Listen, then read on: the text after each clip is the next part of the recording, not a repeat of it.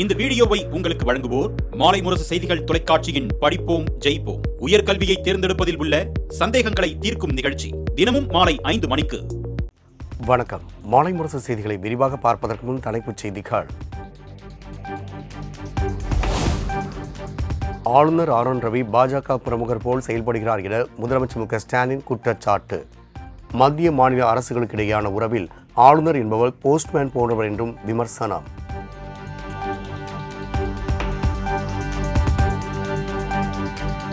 ஆளுநரை தபால்காரர் என்று சொல்வது முதலமைச்சர் மு.க. ஸ்டாலினுக்கு அழகல்ல. பாஜக மாநில தலைவர் நைனா நாகேந்திரன் விமர்சனம்.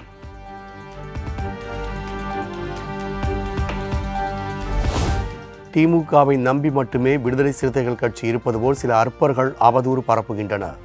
விசிக தலைவர் திருமாவளவன் குற்றச்சாட்டு.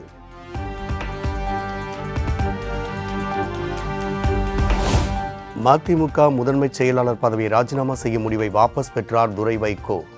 பழைய நிகழ்வுகளை மறந்து துரை வைகோ, மல்லை சத்யா இருவரும் இணைந்து பணியாற்ற அறிவுறுத்தியதாக வைகோ பேட்டி.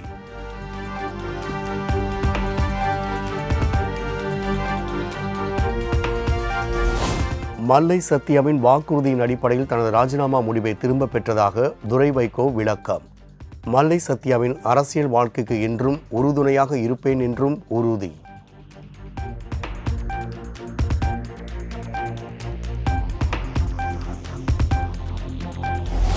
உதகையில் வரும் 25, 26 ஆகிய தேதிகளில் நடக்கவுள்ள பல்கலைக்கழக துணைவேந்தர்கள் வருடாந்திர மாநாட்டிற்கு ஆளுநர் ஆர்.என். ரவி அழைப்பு. துணைவேந்தர் நியமிக்கும் அதிகாரம் மட்டுமே தமிழ்நாடு அரசுக்கு வழங்கப்பட்டுள்ளதாகவும் ஆளுநர் மாளிகை விளக்கம்.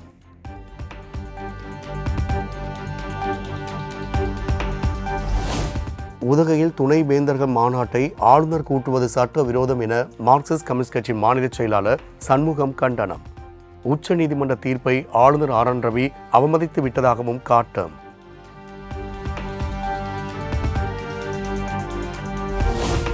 திருச்சி உறையூரில் உயிரிழந்த குழந்தையின் உடலுக்கு அஞ்சலி செலுத்தச் சென்ற மேயருடன் பொதுமக்கள் வாக்குவாதம். கடந்த சில தினங்களாக குடிநீரில் கழிவுநீர் கலப்பதாக குற்றச்சாட்டு.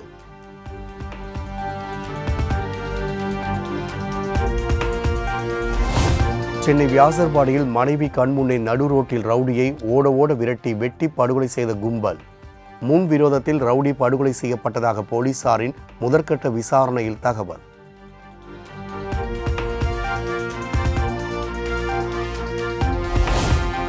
மதுரை ஆணையூரில் மது குடிக்க பணம் கேட்டு தொந்தரவு செய்த இளைஞர் வெட்டி கொலை. கொலை செய்த ஓய்வு பெற்ற தலைமை காவலர் காவல் நிலையத்தில் சரண்.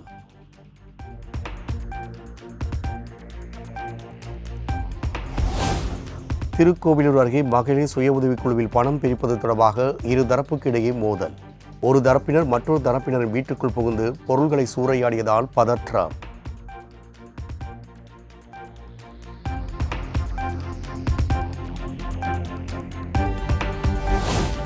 விழுப்புரம் மாவட்டம் மேல்மலையனூர் அருகே கல்லூரி மாணவி தூக்கிட்டு தற்கொலை. நடவடிக்கை எடுக்காத காவல்துறையினரை கண்டித்து சாலை மறியல் போராட்டத்தில் ஈடுபட்ட உறவினர்கள் குண்டுக்கட்டாக கைது.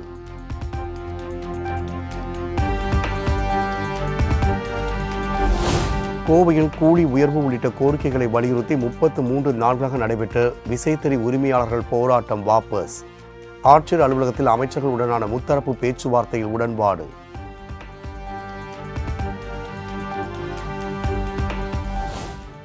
வரும் 26ஆம் தேதி வரை தமிழகம் மற்றும் புதுச்சேரியில் மிதமான மழைக்கு வாய்ப்பு.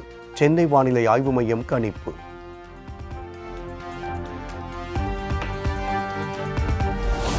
இடி, ஐடி உள்ளிட்ட விசாரணை அமைப்புகளை கொண்டு வழக்கு தொடர்ந்து காங்கிரஸை மிரட்டுகிறது பாஜக. அகில இந்திய காங்கிரஸ் கட்சித் தலைவர் மல்லிகார்ஜுன கார்கே சாடல்.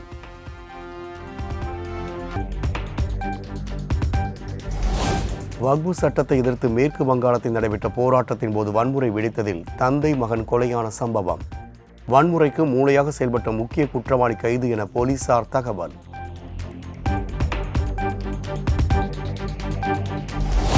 திரிபுரா எல்லையில் வங்கதேச அரசு கட்டும் புதிய அணையால் வெள்ளப்பெருக்கு ஏற்படும் அபாயம். உடனடியாக இருநாட்டு வெளியுறவுத்துறை அமைச்சகம் பேசி முடிவெடுக்க வேண்டுமென அப்பகுதி மக்கள் கோரிக்கை.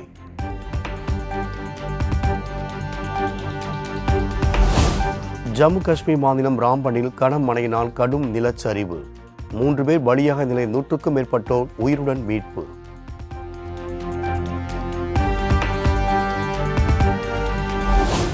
ஜம்மு காஷ்மீர் ராம்பன் பகுதியில் ஏற்பட்ட நிலச்சரிவால் மண்ணுக்குள் புதையுண்ட வாகனங்கள், சாலைகள், தெருக்கள் என எங்கு பார்த்தாலும் கற்களாக சிதறி கிடக்கும் காட்சி.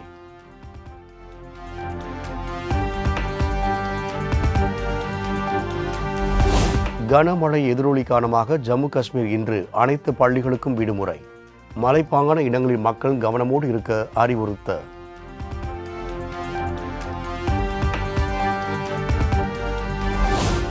கர்நாடக மாநிலம் மங்களூரு அருகே துர்கா பரமேஸ்வரி கோவில் திருவிழாவில் திடீரென சாய்ந்து விழுந்த 108 அடி உயர தேர். கோவிலிருந்து புறப்பட்ட சில நிமிடங்களிலேயே சரிந்து விழுந்த பரபரப்பு காட்சி.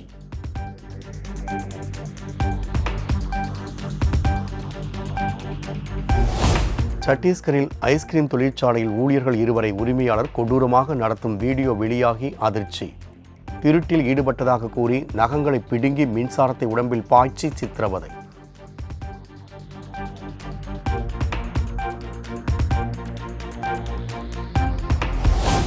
மத்திய பிரதேசத்தில் மனைவியுடன் சிகிச்சைக்கு சென்ற 70 வயது முதியவர் மீது மருத்துவர் கொடூர தாக்குதல். வீடியோ வைரலான நிலையில் விசாரணைக்கு உத்தரவிடப்பட்டுள்ளதாக மருத்துவமனை நிர்வாகம் தகவல்.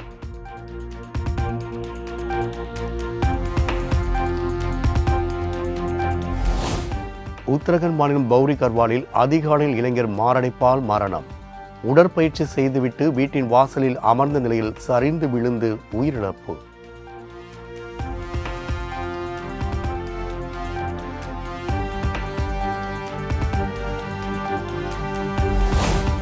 உத்தரப்பிரதேசத்தில் மனைவி மற்றும் மாமியாரின் தொந்தரவை தாங்க முடியாமல் ஐடி ஊழியர் தற்கொலை. சொத்துக்களை எழுதித்தர மறுத்ததால் பொய்யான வரதட்சணை புகார் அளித்து மன உளைச்சல் ஏற்படுத்தியதாக வீடியோ வெளியீடு.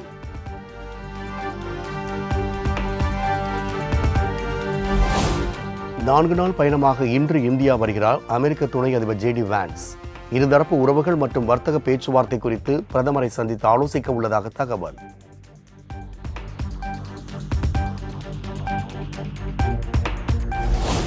ஈஸ்டரை முன்னிட்டு தற்காலிக போர் நிறுத்தத்தையும் மீறி எல்லை நகரங்களில் ரஷ்ய படைகள் தாக்குதல்.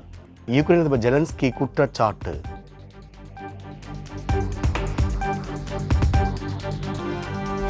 உலகிலேயே முதன்முறையாக 10G இணைய சேவை அறிமுகம் செய்தது சீனா.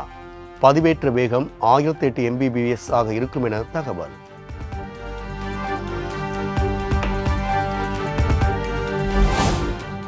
ஆஸ்திரேலியாவில் ஈஸ்டர் விடுமுறை கொண்டாட கடலுக்கு குளிக்கச் சென்ற மக்கள்.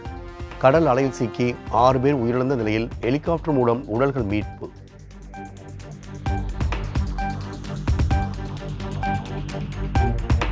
IPL தொடரின் 38வது லீக் ஆட்டத்தில் சென்னை சூப்பர் கிங்ஸ் அணி படுதோல்வி. 9 விக்கெட் வித்தியாசத்தில் எளிதில் வெற்றி பெற்றது மும்பை இந்தியன்ஸ் அணி.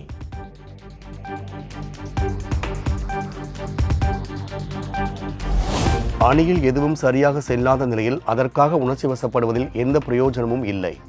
CSK தோல்விக்கு பின் கேப்டன் தோனி பேட்டி.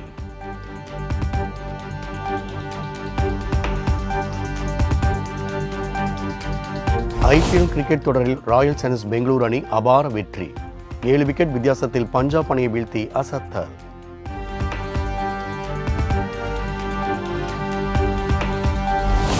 IPL வரலாற்றில் அதிக முறை 50 ரன்கள் எடுத்த வீரர் என்ற மாபெரும் சாதனை படைத்தார் விராட் கோலி. 66 முறை 50 ரன்கள் அடித்திருந்த டேவிட் வார்னரின் சாதனை முறியடிப்பு.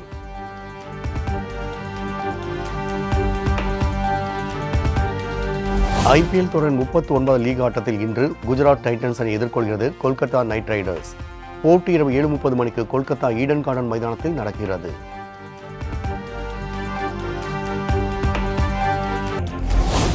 பெல்ஜியமில் நடைபெற்ற GT4 ஐரோப்பிய கார் பந்தயத்தில் 2வது இடம் பிடித்து அசத்தியது அஜித் அணி.